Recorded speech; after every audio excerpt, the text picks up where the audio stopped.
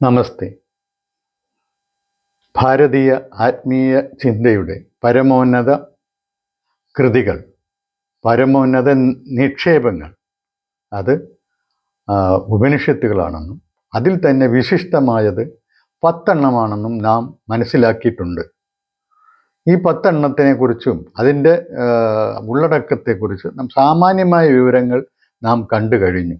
അതുപോലെ തന്നെ അതിനോട് കിടപിടിക്കുന്ന മറ്റൊരു ഉപനിഷത്തായ ശ്വേത അശ്വതര ഉപനിഷത്തിനെ കുറിച്ചും നമ്മൾ സാമാന്യമായി മനസ്സിലാക്കി കഴിഞ്ഞു. ഇനി അടുത്ത പടി എന്നുള്ള നിലയിൽ നാം പോകുന്നത് ഭഗവത്ഗീതയിലേക്കാണ്. ഭഗവത്ഗീത ഈ ഉപനിഷത്തുകളുടെ എല്ലാം സാരം ഉൾക്കൊള്ളുന്ന ഒരു കൃതിയാണ്. അത് ഭഗവത്ഗീത മാഹാത്മ്യം എന്ന് പറയുന്ന ഒരു രചനയുണ്ട്. ചെറിയ കുറേ വരികൾ മാത്രമുള്ള ഒരു രചനയുണ്ട്. അതിലെ ഒരു പദ്യം, ഒരു ശ്ലോകം പറയുന്നത് ഇത് തന്നെയാണ്. അതായത് സർവ ഉപനിഷദോ ഗാവോ ദോഗ്ധ ഗോപാലനന്ദനഃ പാർത്ഥോ വത്സ സുധീർഭോക്ത ദുഗ്ധം ഗീതാമൃതം മഹത് എന്ന് പറഞ്ഞു കഴിഞ്ഞാൽ സർവ ഉപനിഷത്തുകളുടെയും ഒരു പശുവായി സങ്കല്പിച്ചാൽ അതിൻ്റെ പാലാണ് ഗീത, ഭഗവത്ഗീത. അത് കറക്കുന്നത്, ആ പശുവിനെ കറന്ന് എടുക്കുന്നത് അത് ഗോപാലനന്ദനായ ശ്രീകൃഷ്ണനാണ്. അതിലെ പാല് കുടിക്കുന്നത് വത്സനായ, അത് കുട്ടിയായ അർജുനനാണ്. ആ പാല് കുടിക്കുന്ന കുട്ടിയായിട്ടാണ് കണക്കാക്കിയിരിക്കുന്നത്. ഇതാണ് ഏറ്റവും അർത്ഥവത്തായിട്ടുള്ള, ഗീതയെ ഏറ്റവും അർത്ഥവത്തായിട്ട് അവതരിപ്പിക്കുന്ന 2 വരികളാണിത്. ഇതാണ് ഈ ഭഗവത്ഗീത എന്ന് പറയുന്നത് നമുക്കെല്ലാം അറിയാവുന്നത് പോലെ തന്നെ അത് മഹാഭാരതത്തിൻ്റെ ഒരു ഭാഗമാണ്, ചെറിയൊരു ഭാഗമാണ്. ഒരു 18 അധ്യായങ്ങളും 700 ശ്ലോകങ്ങളുമുള്ള ഒരു ചെറിയ കൃതിയാണ് ഈ ഭഗവത്ഗീത എന്ന് പറയുന്നത്. ഇത് ബൃഹത്തായ മഹാഭാരതത്തിലെ 1,25,000 ശ്ലോകങ്ങൾ ഉള്ള മഹാഭാരതത്തിലെ ചെറിയൊരു അംശമാണ്. ഇത് നമുക്കൊക്കെ അറിയാവുന്ന ഒരു കാര്യമാണ്. ഇതിൻ്റെ രചയിതാവ് എന്ന് പറയുന്നത് മഹാഭാരത രചയിതാവായിട്ടുള്ള വ്യാസൻ തന്നെയാണ്. വ്യാസൻ എന്ന് പറയുന്നത് കൃഷ്ണദ്വൈപായനൻ. അദ്ദേഹം ഒരു ദ്വീപിലാണ് ജനിച്ചത്. പരാശരൻ മുനിയുടെ മകനായിട്ടാണ് ജനിച്ചത്. ആ പരാശര മുനിക്ക് ഒരു കൈവർത്തക കന്യകയിൽ, ഒരു ദാശകന്യകയിൽ, അത് മുക്കു സ്ത്രീകളുണ്ടായ കുട്ടിയാണ് വ്യാസൻ. കൃഷ്ണദ്വൈപായനൻ എന്നാണ് അദ്ദേഹത്തിൻ്റെ ശരിക്കുള്ള പേര്. അദ്ദേഹത്തെ കൈവർത്തക കന്യകയെ കണ്ടപ്പോൾ ഒരു ഇഷ്ടം തോന്നിയ പരാശരമുനി അവളുമായിട്ട് സംഗം ചെയ്യുന്നു. അവിടെ തന്നെ പ്രസവിച്ചതായിട്ടാണ് കഥ. അതായത് ഗംഗാനദിയിലെ ഒരു ദ്വീപിൽ പ്രസവിച്ചു എന്നാണ് അതിനകത്ത് കഥ പറയുന്നത്. ഗംഗാനദിയോ യമുനാ നദിയോ എന്നെനിക്ക് ഒരു സംശയം തോന്നുന്നു. എന്തായാലും നദിയിലെ ഒരു ദ്വീപിൽ പ്രസവിച്ചതായിട്ടാണ് കാണുന്നത്. ഈ സത്യവതി എന്നാണ് അവളുടെ പേര്. ദാശ രാജാവായിട്ടുള്ള, മുക്കുവന്മാരുടെ ചീഫ് പ്രഭുവായിട്ടുള്ള ഒരാളാണ് അവളെ വളർത്തിക്കൊണ്ടുവന്നത്. അപ്പോൾ അങ്ങനെ ഈ കൃഷ്ണദ്വൈപായനൻ എന്ന വ്യാസനാണ് ഈ കൃതി, മഹാഭാരതം എന്ന കൃതി രചിച്ചത്. വ്യാസൻ എന്നുള്ള പേര് കിട്ടാൻ തന്നെ കാരണം അദ്ദേഹമാണ് ഈ വേദങ്ങളെ ഇപ്പോൾ കാണുന്ന രൂപത്തിൽ പ്രത്യേകം വേർപിരിച്ച് എടുത്തതെന്നാണ് കേൾവി എന്നാണ് പറയപ്പെടുന്നത്. അങ്ങനെയാണ് അദ്ദേഹത്തിന് വ്യാസൻ എന്ന പേര് കിട്ടിയത്. ഇനി കഥയുടെ അടുത്ത ഭാഗം എന്ന് പറഞ്ഞാൽ ഈ മഹാഭാരത കഥ, അതിൽ വ്യാസനും ഒരു കഥാപാത്രമാണ്. വ്യാസൻ പറയുന്നത് കുരുവംശത്തിൻ്റെ കഥയാണ്. അതിനോടൊപ്പം കുരുവംശത്തിൻ്റെ കഥയല്ല ഇത്രയും ഇത്രയും വിശാലമായി പറഞ്ഞിട്ടുള്ളത്. ആ കുരുവംശത്തിൻ്റെ കഥയോടൊപ്പം അദ്ദേഹം അതുവരെ ഉണ്ടായിരുന്ന പുരാവൃത്തങ്ങളെല്ലാം അതിനകത്ത് എടുത്തു ചേർത്തിട്ടുണ്ട്. അങ്ങനെയാണ് ഇതിന് ഇത്രയും വലിയ വലിപ്പം വന്നത്. അതുകൊണ്ടാണ് അദ്ദേഹം പറയുന്നത് ഇതിലില്ലാത്ത ഒന്നും വേറെ എങ്ങും കാണത്തില്ല, വേറെ ഉള്ളതെല്ലാം ഇതിനകത്ത് തന്നെ ഉണ്ട് എന്നുള്ളതാണ്. വേറെ എവിടെയെങ്കിലും നിങ്ങൾ എന്തെങ്കിലും കാണുന്നത് അത് ഇതിനകത്തുണ്ട് എന്നുള്ളതാണ് അദ്ദേഹം പറയുന്നത്. അതിൻ്റെ രഹസ്യവും ഇത് തന്നെയാണ്. അദ്ദേഹം അതുവരെയുള്ളതെല്ലാം ഇതിനകത്ത് എടുത്തു ചേർത്തിട്ടുണ്ട്. അങ്ങനെയാണ് ഇത്രയും വലിയൊരു ദൈർഘ്യം, വലിയൊരു വലുപ്പം മഹാഭാരതത്തിന് വരുന്നത്. ഇനി ഇത് ഈ കുരുവംശത്തിൻ്റെ കഥയാണ് മഹാഭാരതം എന്ന് പറഞ്ഞു. അത് ശന്തനു മഹാരാജാവ് മുതലാണ് വാസ്തവത്തിൽ തുടങ്ങുന്നത്. കുരു വംശത്തിൻ്റെ വാസ്തവത്തിൽ പിതാവെന്ന് പറയുന്നത് ശന്തനു മഹാരാജാവായിട്ട് അദ്ദേഹം മുതലാണ് ഈ ഈ കഥ തുടങ്ങുന്നത്. കഥയുടെ ഉൽപ്പത്തി എന്ന് പറയുന്നത് അദ്ദേഹത്തിൽ നിന്നാണ്. അപ്പോൾ അത് എങ്ങനെയാണത്? ശന്തനു മഹാരാജാവ് ഹസ്തിനപുരം ഭരിച്ച ഒരു രാജാവായിരുന്നു.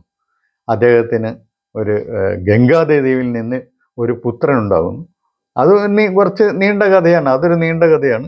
ആ പുത്രൻ്റെ പേരാണ് ഗംഗാപുത്രൻ എന്നാണ് അദ്ദേഹം ദേവവ്രതൻ എന്നൊരു പേരാണ് അദ്ദേഹത്തിന് ഉണ്ടായിരുന്നത്. ഈ ദേവവ്രതൻ നല്ല യൗവനയുക്തനായി ഹസ്തിനാപുരത്തിലെ യുവരാജാവായിട്ട് വാഴിക്കപ്പെട്ടു. എല്ലാവർക്കും വലിയ അഭിപ്രായമാണ്. എന്ന് വെച്ചാൽ അയാൾ ഗംഗ തന്നെ കൊണ്ടുപോയി വളർത്തി, ഗംഗാദേവി തന്നെ കൊണ്ടുപോയി വളർത്തി സകല ശാസ്ത്രങ്ങളും എല്ലാം അഭ്യസിപ്പിച്ച് തിരിച്ചു കൊണ്ട് കൊടുക്കുകയായിരുന്നു ശാന്തനു മഹാരാജാവിന്. അത് അദ്ദേഹം ശാന്തനു മഹാരാജാവ് ഗംഗാപുത്രനെ പിന്നെ കണ്ടെത്തുന്നതിനും ഒരു കഥയുണ്ട്. അതൊക്കെ പോട്ടെ, നമുക്കതൊന്നും ആവശ്യമില്ല. ശന്തനു പിന്നീട് കാട്ടിലൂടെ ഇങ്ങനെ സഞ്ചരിക്കുന്ന സമയത്ത് ഒരു സൗരഭ്യം എങ്ങുന്നറിയാതെ ഒരു അഭൗമമായിട്ടുള്ള സൗരഭ്യം കിട്ടുന്നു. അദ്ദേഹം അതിൻ്റെ ഉറവിടം അന്വേഷിച്ച് ചെല്ലുമ്പോൾ അത് ഈ പറഞ്ഞ സത്യവതിയിൽ തന്നെയാണ് ചെന്ന് കയറുന്നത്. സത്യവതിക്ക് പരാശര മുനി കൊടുത്തതാണ്, അദ്ദേഹത്തിൻ്റെ ഇംഗിതത്തിനും വഴങ്ങിയതിന് പ്രതിഫലമായി കൊടുത്തതാണ് ഒരിക്കലും വിട്ടുപോകാത്ത ഈ സൗരഭ്യം. അങ്ങനെ അദ്ദേഹം അവളെ ചെന്ന് കാണുന്നു. അവളോട് അവളുടെ അച്ഛൻ ആരാണെന്ന് ചോദിക്കുന്നു, വീട് എവിടെയാണെന്ന് ചോദിക്കുന്നു. അങ്ങനെ വീട്ടിൽ പോയിട്ട് അച്ഛനോട് ചോദിക്കുന്നു, ഇവളെ എനിക്ക് വിവാഹം കഴിച്ച് തരുമോ? അപ്പം തരുന്നതിന് ഒരു പ്രശ്നവുമില്ല. പ്രഭുവാണ് പറയുന്നത്, തരുന്നതിന് എനിക്ക് യാതൊരു വിഷമവുമില്ല. എന്ന് വെച്ചാൽ ഇവളെ എങ്ങനെയായാലും ഞാൻ ആർക്കെങ്കിലും കൊടുത്തേ പറ്റൂ, ഇവൾക്കൊരു വരനെ കണ്ടുപിടിച്ചേ പറ്റൂ. പക്ഷേ ഒരു പ്രശ്നമുണ്ട്, രാജാവ് ഇവളിൽ ഉണ്ടാകുന്ന പുത്രനെ രാജാവാക്കണം, വേറെ ആർക്കും രാജ്യം കൊടുക്കാൻ പാടില്ല. അതൊരു വലിയ ബുദ്ധിമുട്ടുള്ള പ്രശ്നം. എന്ന് വെച്ചാൽ ഈ ദേവവ്രതൻ നിൽക്കുകയില്ലേ, ദേവവ്രതൻ നിൽക്കുന്ന ദേവന് ഉത്തമ രാജാവായിട്ട് എല്ലാ രാജഗുണങ്ങളും ചേർന്ന ഒരാളാണ് ദേവവ്രതൻ. അവനെ കളയാൻ പറ്റുമോ? അതുകൊണ്ട് അവനെ ഒഴിവാക്കിയിട്ട് വേറൊരു ആളെ രാജാവാക്കുന്ന കാര്യം പോലും അദ്ദേഹത്തിന് ചിന്തിക്കാൻ പറ്റുന്നില്ല. അദ്ദേഹം അങ്ങനെ ഒരു കാമാർത്ഥനാണെങ്കിലും അതെല്ലാം സഹിച്ചിട്ട് അദ്ദേഹം കൊട്ടാരത്തിലേക്ക് പോകും. എന്നാൽ ഈ കാമാഗ്നി അദ്ദേഹത്തിൽ കത്തിക്കൊണ്ടേയിരുന്നു. അദ്ദേഹത്തിന് മറ്റു കാര്യങ്ങളൊന്നും ചെയ്യാൻ പറ്റാത്തത്ര ഒരു മൗഢ്യമുണ്ടായി. അദ്ദേഹം കൊട്ടാരത്തിൽ തന്നെ മൂകനായിട്ട് യാതൊന്നിലും താല്പര്യമില്ലാതെ കഴിഞ്ഞു.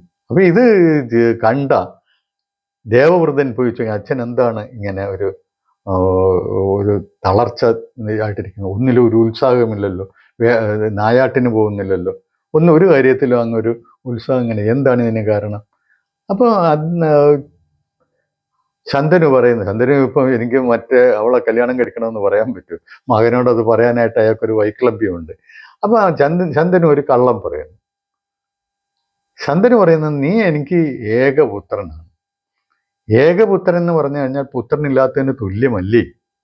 നിനക്കെങ്ങാനും എന്തെങ്കിലും സംഭവിച്ചു പോയാൽ പിന്നെ എൻ്റെ ഈ രാജ്യം അന്യം നിന്ന് പോകില്ലേ, നാഥനില്ലാത്തതായി പോകില്ലേ?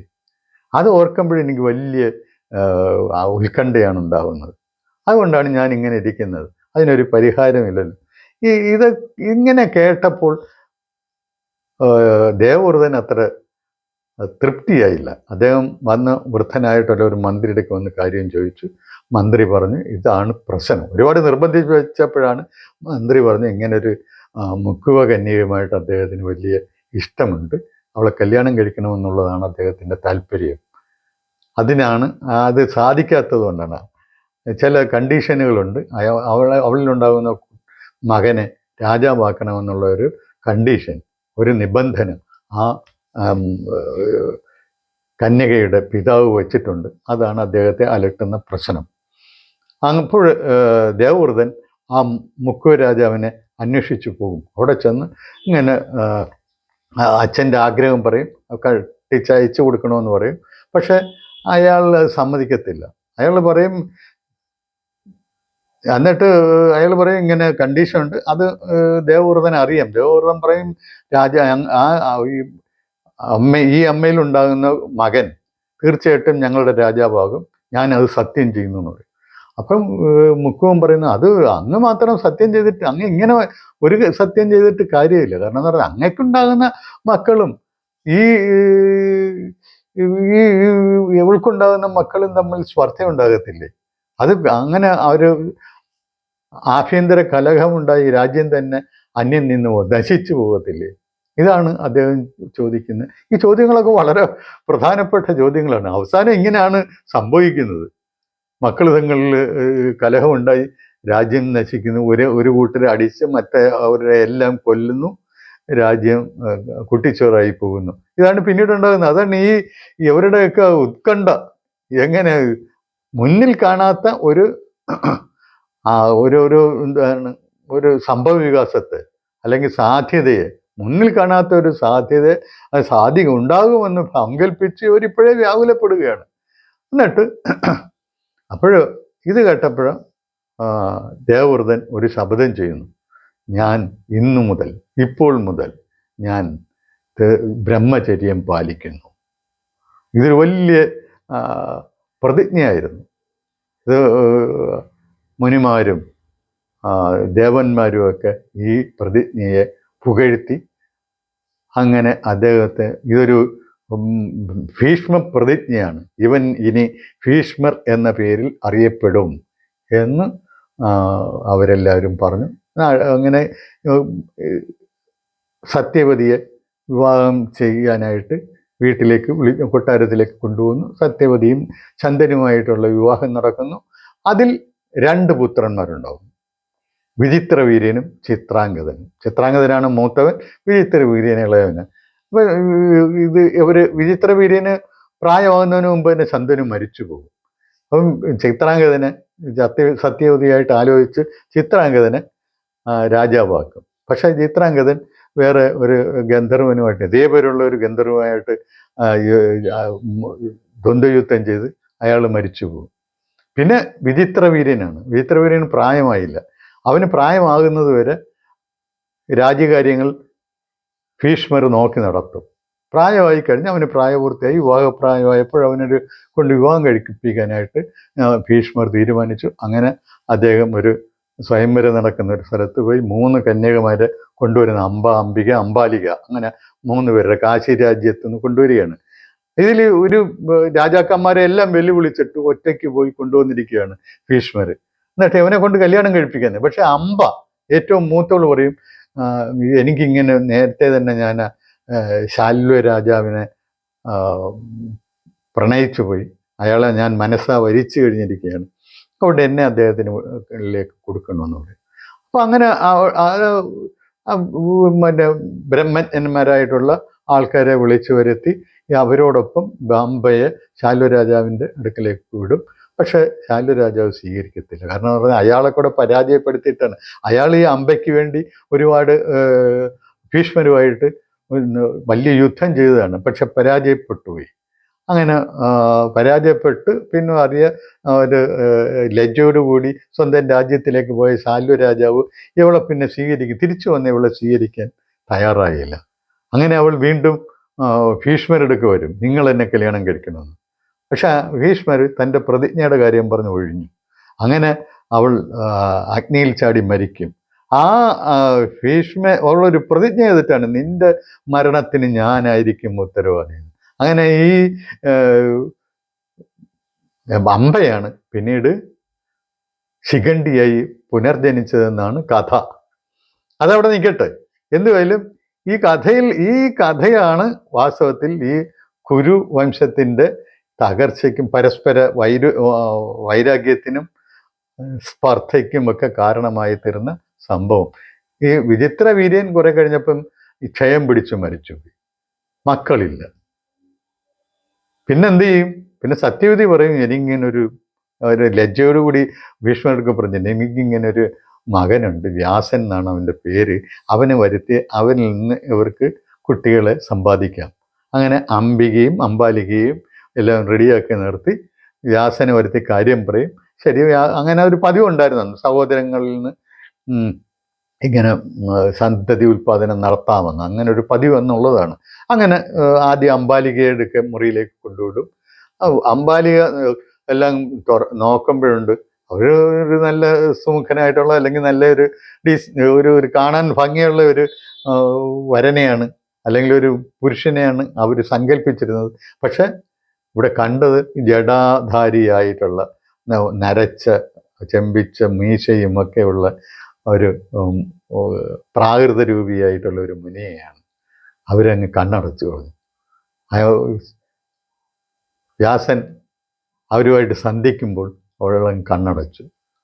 അപ്പം അതിൽ നിന്ന് വ്യാസൻ തന്നെ പുറത്തിറങ്ങിയിട്ട് പറഞ്ഞു അവൾക്ക് കുട്ടിയുണ്ടാകും, പക്ഷെ ധീരനായിട്ടുള്ള 1000 ആനകളുടെ ശക്തിയൊക്കെയുള്ള കുട്ടിയുണ്ടാകും, പക്ഷെ അവൻ അന്ധനായിരിക്കും.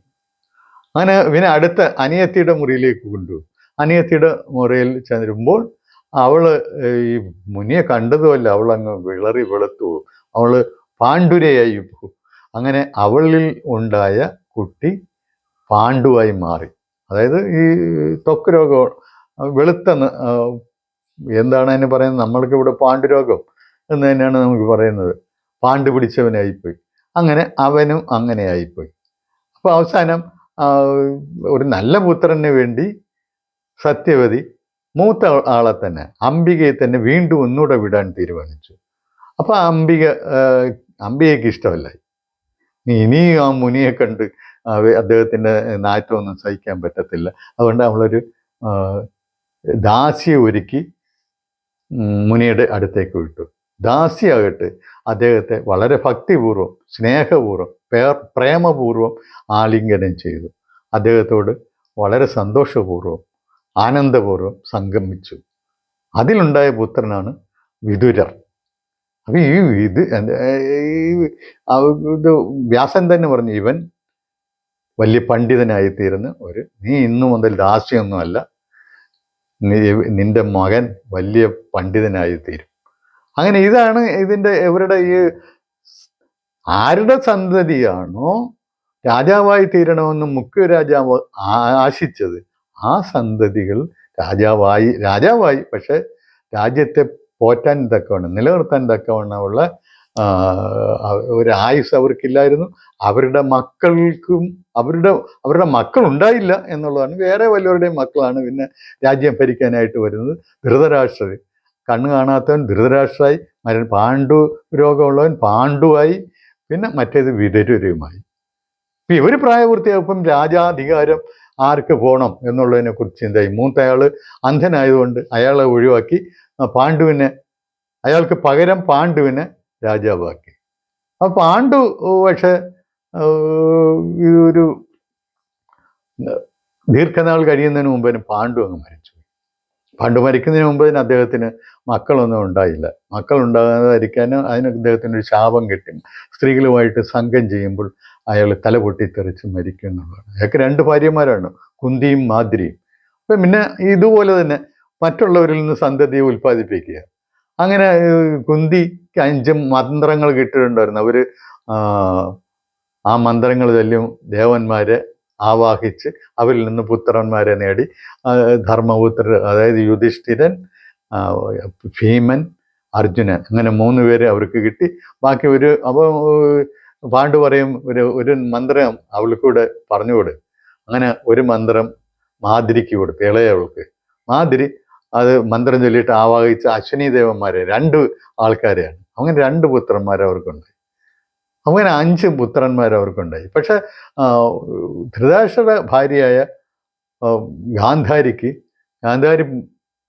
ഗർഭം ധരിച്ചെങ്കിലും അവർക്ക് പ്രസവം വൈകി.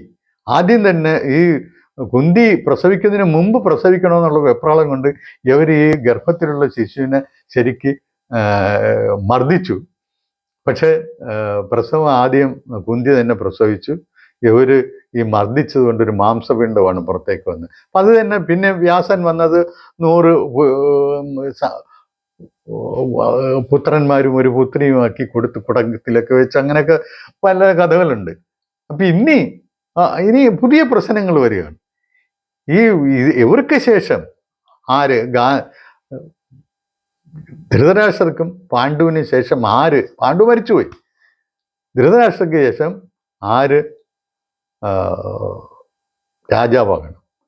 മൂപ്പ് നോക്കുവാണെങ്കിൽ യുധിഷ്ഠിരൻ രാജാവാകണം. കാരണം എന്ന് പറഞ്ഞാൽ അയാളല്ലേ മൂത്തത്.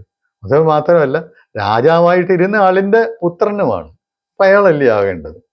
അതല്ല രാജാവാകേണ്ടിയിരുന്നത്. ശരിക്ക് മുറ അനുസരിച്ച് രാജാവാകേണ്ടിയിരുന്നത് ധൃതരാഷ്ട്രല്ലേ. അദ്ദേഹം അന്ധനായി പോയതുകൊണ്ടല്ലേ പാണ്ഡു ആയത്. അപ്പൊ അദ്ദേഹത്തിന്റെ മകന് ഒരു അവകാശമില്ല. അദ്ദേഹത്തിന്റെ മകനല്ലേ ശരിക്ക് ആകേണ്ടത്. ഇങ്ങനെ ഒരു സൊല്യൂഷൻ ഇല്ലാത്ത രീതിയിൽ തർക്കം നീണ്ടുപോയി. ആ തർക്കത്തിന്റെ അവസാനം രണ്ടു കൂട്ടരും, അവസാനം എന്ന് പറയാൻ പറ്റില്ല, രണ്ടു കൂട്ടരും പരസ്പരം ധൃതരാഷ്ട്രയുടെ മക്കൾ മറ്റവരെ നശിപ്പിക്കാനായിട്ട് തന്നെ പല പല ശ്രമങ്ങൾ നടത്തി. അങ്ങനെ പക്ഷെ അതിലേക്ക് അതിജീവിച്ച് മറ്റവർ മുന്നോട്ട് വന്നു. അവസാനം രാജ്യത്തെ രണ്ടായിട്ട് ഭാഗിക്കാന്നുള്ള ഒരു പിന്നെ ഇന്ദ്രപ്രസ്ഥം വേറൊരു രാജ്യമുണ്ടാക്കി. അവിടെ പാണ്ഡവന്മാർ താമസിച്ചു. അവിടെ നിന്ന് അവർ ഓടിച്ചു, വല്ല കുതന്ത്രങ്ങൾ പ്രയോഗിച്ച് അവിടെ നിന്ന് ഓടിച്ചു. അവസാനം പരസ്പര വൈരികളായിട്ട്, സ്ഥിര വൈരികളായിട്ട് തീർന്നു. ഇങ്ങനെ ഈ രാജ്യത്തെ വിഭജിക്കാനായിട്ട് എങ്ങനെങ്കിലും വിഭജിച്ച് രണ്ടുപേർക്കും അവകാശം കൊടുക്കണം. പക്ഷെ ധൃതരാഷ്ട്രയുടെ മൂത്ത മകനായ ദുര്യോധനും മറ്റും ഇത് സമ്മതിച്ചില്ല. അവർക്കത് സമ്മതമായിരുന്നില്ല. അങ്ങനെ ധൃതരാഷ്ട്രയുടെ മകൻ, ധൃതരാഷ്ട്രർക്ക് വേണ്ടി രാജ്യം അന്ന് യുവരാജാവായിട്ട് രാജ്യം ഭരിച്ചുകൊണ്ടിരുന്നത് ദുര്യോധനാണ്. ദുര്യോധനൻ ഇതിനൊന്നും വഴങ്ങിയില്ല. ഒരു ഗ്രാമം പോലും തരത്തില്ല, സൂചി കുത്താൻ ഇട തരത്തില്ല.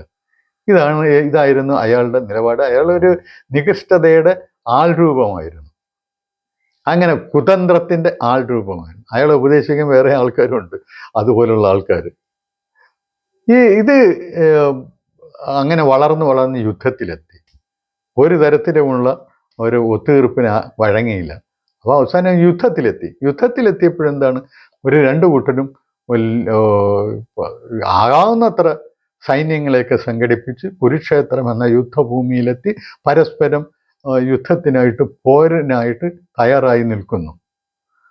ഈ ദുര്യോധനന്റെ പക്ഷത്തിന്, അതായത് പിന്നെ ധാർത്തരാഷ്ട്രന്മാർക്ക് 11 അക്ഷൗഹിണിപ്പടയുണ്ടാവും.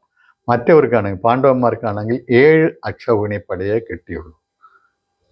അവന് വലിയ വ്യത്യാസമാണ്. വലിപ്പം കൊണ്ട് വാസ്തവത്തിൽ ദുര്യോധനന്റെ, അതായത് കൗരവർ എന്നാണ് അവർ പറയുന്നത്, മറ്റൊരു പാണ്ഡവരും. കൗരവ സൈന്യം വളരെ വലിപ്പമുള്ളവരും. 11 അക്ഷൗഹിണി. അക്ഷൗഹിണി എന്ന് പറഞ്ഞാൽ വലിയ സംഖ്യയുള്ളതാണ്. 1,00,000 ചില്ലുവാനം ആണ് അതിൻ്റെ കാലാൾപ്പടയുടെ തന്നെ വലിപ്പം. കാലാൾപ്പട എന്ന് പറയുന്നത് 1,09,350 കാലാളുകളാണ് ഉണ്ടായിരുന്നത്. ചതുരംഗപ്പടയാണ് കാലാള്. പിന്നെ തേരെന്ന് പറയുന്നത് 21,870 തേരുകളാണ്. അത്രയും തന്നെ ആനയുമുണ്ട്. പിന്നെ ഓരോന്നിനും ഓരോ തേരിനനുസരിച്ച് 3 കുതിരയുമുണ്ട്.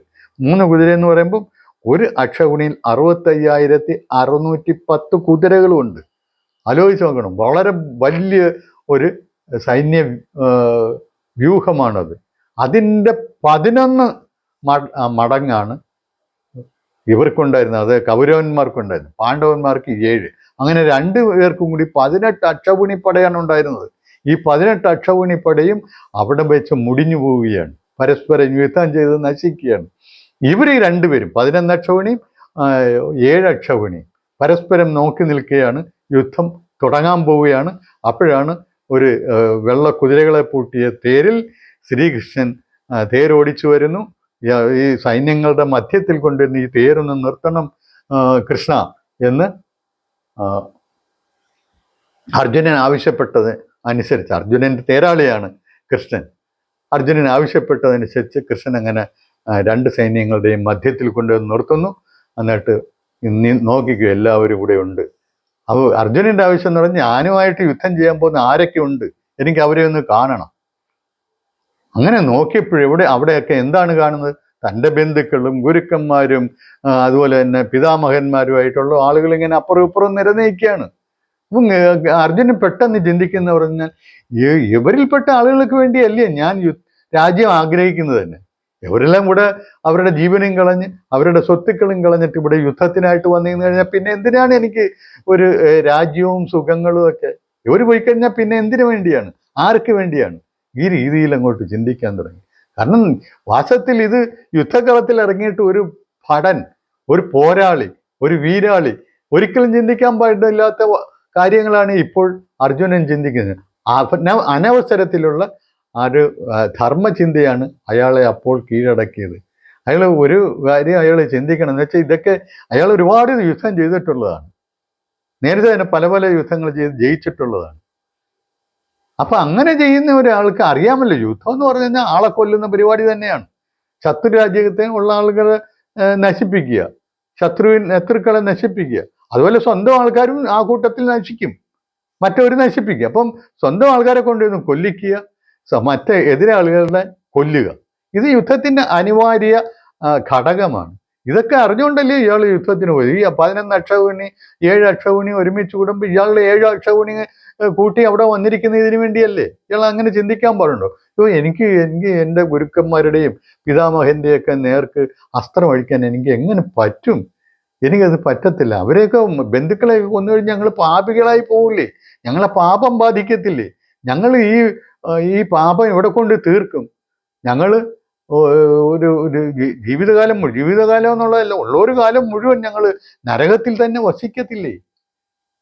അതിൽ ഞങ്ങൾക്ക് മോചനമുണ്ടോ? അത്രയ്ക്ക് വലിയ പാപം ചെയ്യാനല്ലേ ഞങ്ങൾ ഒരുങ്ങുന്നത്?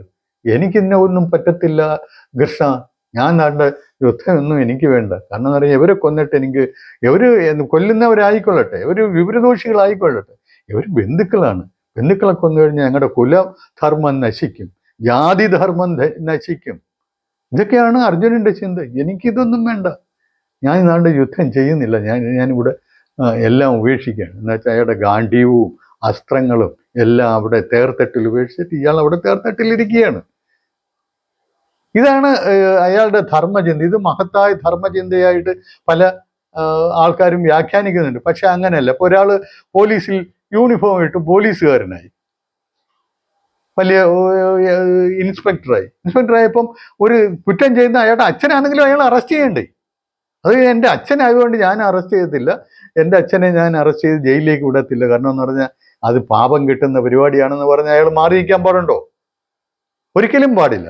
അതായത് സ്വന്തം കർത്തവ്യ നിർവഹണത്തിൽ തനിക്കെന്ത് പറ്റുന്നോ അല്ലെങ്കിൽ എതിരാളിക്ക് എന്ത് പറ്റുന്നോ എന്നുള്ളതല്ല നോക്കേണ്ടത്. അത് ഈ ധർമ്മം അനുസരിച്ച് കാര്യങ്ങളാണ്. ധർമ്മം എന്ന് പറഞ്ഞു കഴിഞ്ഞാൽ ഈ ലോകത്തിന്റെ നിലനിൽപ്പിന് എന്ത് വേണം, നന്മയ്ക്ക് എന്ത് വേണം, ലോകത്തിന്റെ നന്മയ്ക്ക് എന്ത് വേണം, അതാണ് നോക്കേണ്ടത്. എനിക്ക് ദോഷം പറ്റിയാലും അതൊരു പ്രശ്നമായിട്ട് കാണാൻ പാടില്ല. എൻ്റെ താല്പര്യങ്ങൾക്കല്ല അവിടെ മുൻഗണന, നാടിൻ്റെ ജനങ്ങളുടെ താല്പര്യങ്ങൾക്കാണ് മുൻഗണന കൊടുക്കേണ്ടത്. അല്ലാതെ എൻ്റെ താല്പര്യം നോക്കിയിട്ട് ഒരു അഴിമതിക്കാരെല്ലാം ആലോചിക്കുന്നത് അങ്ങനെയാണ്. നാട്ടിലെ പൈസ എടുത്ത് ഓരോ പാലങ്ങളും റോഡുകളും ഒക്കെ നിർമ്മിക്കുന്നു. അതിനകത്തുനിന്ന് എനിക്ക് ഒരു 10% എനിക്ക് വേണം, എനിക്ക് കിട്ടണമെന്നല്ല. പിന്നെ റോഡോ പാലോ ഒക്കെ എങ്ങനെയായാലും എനിക്കൊരു പ്രശ്നമല്ല. ഈ രീതിയിൽ ചിന്തിക്കുന്ന അധമന്മാരുടെ ചിന്തയാണോ അർജുനന് ഉണ്ടാവേണ്ടത്? ആ രീതിയിലല്ലേ അയാൾ ചിന്തിക്കുന്നത്.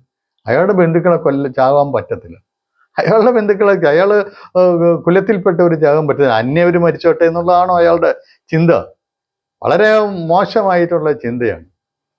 ഇത് കണ്ട് ഈ കൃഷ്ണൻ അത്ഭുതപ്പെടുകയാണ്. നിനക്ക് എവിടുന്ന് വന്ന് ഈ ദുഷ്ടചിന്ത ഈ അവസരത്തിൽ എന്ന് ചോദിച്ചാണ് അദ്ദേഹം നൽകുന്ന ഉപദേശങ്ങളാണ് ഭഗവത്ഗീതയിലുള്ളത്. ഭഗവത്ഗീത ഒരു മനുഷ്യനെ, കർമ്മവിമുഖനായിട്ടുള്ള ഒരു മനുഷ്യനെ കർമ്മ ഉത്സുകനാക്കുന്നതിന് വേണ്ടിയുള്ള ഉപദേശങ്ങളാണ്. അതിൻ്റെ ആത്മീയമായ തത്വങ്ങളാണ് അതിൽ പ്രതിപാദിക്കുന്നത്. അതാണ് ഗീതയിൽ ശ്രീകൃഷ്ണൻ അർജുനന് ഉപദേശിക്കുന്നത്.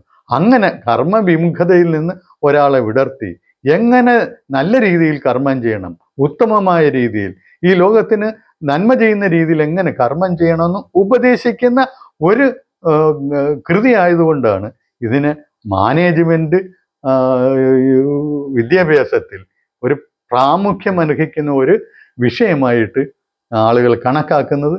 ഇത് വളരെ ഏത് മനുഷ്യനും ഈ ലോകത്ത് ജീവിക്കുന്ന ഈ നമ്മളുടെ ഭൗതിക വ്യാപാരങ്ങളിൽ ഏർപ്പെടുന്ന ഏത് മനുഷ്യനും അനുവർത്തിക്കേണ്ട കർമ്മ നിഷ്ഠയാണ്, കർമ്മ തത്വമാണ് ഈ ഭഗവത്ഗീതയിൽ ഉപദേശിക്കുന്നത്. ഇതെല്ലാവരും ഹിന്ദുക്കളെന്നുള്ളതല്ല, ഹിന്ദുത്വത്തെ കുറിച്ച് മനസ്സിലാക്കാൻ ആഗ്രഹിക്കുന്ന എല്ലാവരും ഇതിനെക്കുറിച്ച് അറിയണം. അത് ലോകത്തിൻ്റെ നന്മയ്ക്ക് അത് വളരെ ഗുണം ചെയ്യും. ഈ ലോകത്തെ നന്മയിലേക്ക് നയിക്കാൻ അത് വളരെ ഗുണം ചെയ്യും എന്നുള്ളതാണ് സത്യമായ കാര്യം. എല്ലാവരും ഈ കാര്യങ്ങൾ ശ്രദ്ധിക്കുക. നമുക്ക് ഈ ഗീതാജ്ഞാന സപര്യമായിട്ട് മുന്നോട്ട് പോകാം. ഇത് ഒരു ആമുഖമാണ്. ബാക്കിയുള്ള കാര്യങ്ങൾ അടുത്ത് വരുന്ന ഓരോരോ അധ്യായങ്ങളായിട്ട് പറയുമ്പോൾ അതിനകത്ത് വരും. കൂടുതൽ കാര്യങ്ങൾ നമുക്ക് അപ്പോൾ നോക്കാം. നന്ദി, നമസ്കാരം.